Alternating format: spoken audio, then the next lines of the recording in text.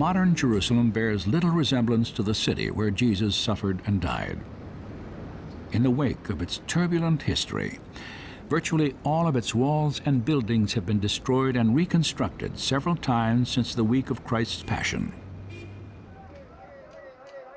Yet today, pilgrims from throughout the world are still drawn to the narrow streets of the Eternal City to reflect upon a death unprecedented in its meaning, anguish, and prophetic significance. The crucifixion itself was designed by the Romans to extract maximum suffering. The streets going into the cities of Rome were often lined with crucified men as a warning to anybody who would dare to defy this political power. So it was designed to humiliate, to torture, to bring pain, and ultimately, over a period of days, to bring death. So the soldiers took charge of Jesus. Carrying his own cross, he went out to the place of the skull, which is called Golgotha. There, they crucified him.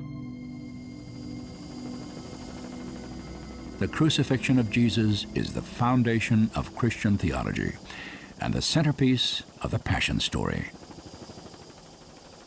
Since the 3rd century, several locations in and around Jerusalem have been theorized to be the actual site where Christ died. The two most celebrated include the plot of land upon which the Church of the Holy Sepulchre was first constructed in 330 AD. And this barren outcropping of rock outside the northern wall of the city. While the Hebrew prophets made no attempt to identify the exact location of Christ's crucifixion, they did describe, often in precise detail, the events surrounding the death that changed history. It's important to understand that the description of the crucifixion in the ancient Hebrew writings takes place before crucifixion was even implemented as a method of torture and death by the Romans. When David wrote Psalm 22, crucifixion hadn't even been invented yet, hadn't even been thought of. It would have been considered inhumane in the ancient Middle East. And yet the Roman government decides this is one way, when you've conquered a country, to subjugate these people and keep them under authority, crucify as many as you have to, terrorize the population into submission. The actual term crucifixion is not used in the Old Testament.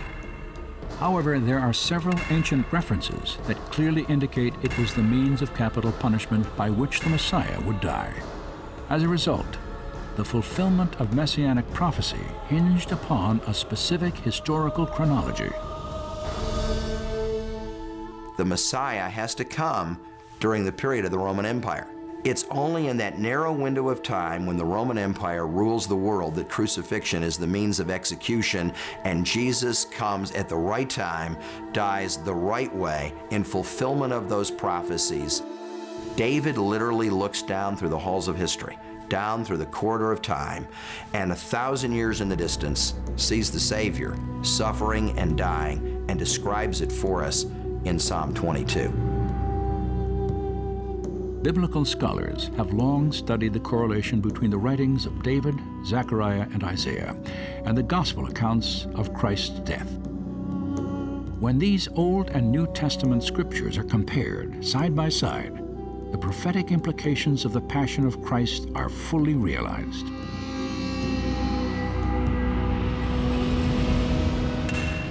A band of evil men has encircled me.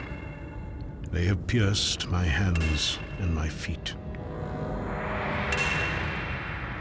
And they nailed Jesus to a cross.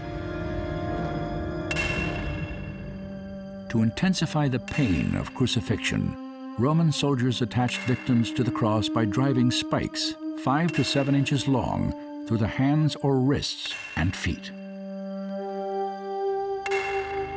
Like David, the prophet Zechariah foretold the wounds created by this torture centuries before the nails ever pierced Christ's body.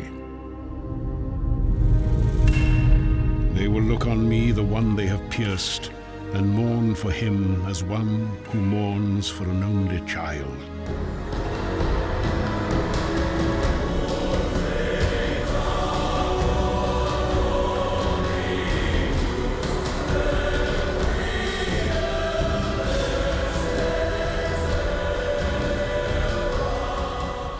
9 o'clock on Friday morning, the cross was raised at Golgotha. Pilate had a notice attached above Christ's head proclaiming the charge against him in 3 languages. Jesus of Nazareth, the King of the Jews.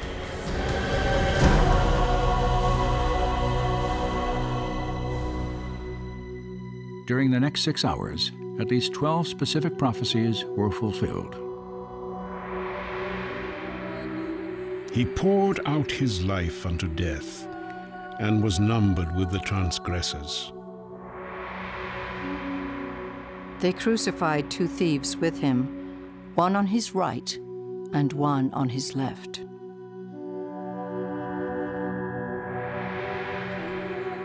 All who see me mock me. They hurl insults, shaking their heads.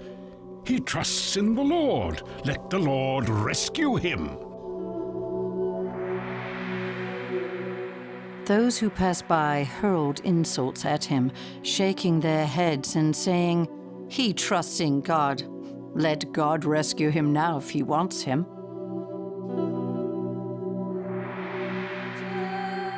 They divide my garments among them, and cast lots for my clothing.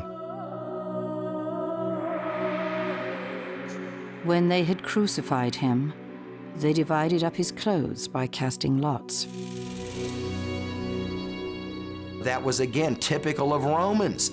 You strip the guy's clothes off and put him on the cross, and so any of the clothing that was yet considered of any value at all, they would gamble for. So here are the soldiers gambling at the foot of the cross to see who gets the robe of Jesus, and that's predicted in Psalm 22, 1,000 years before the time of Christ, that they have encircled me, that they're taunting me, and in all of that, all of the prophecies of Psalm 22 and Isaiah 53 are fulfilled in minute detail in the death of Jesus Christ.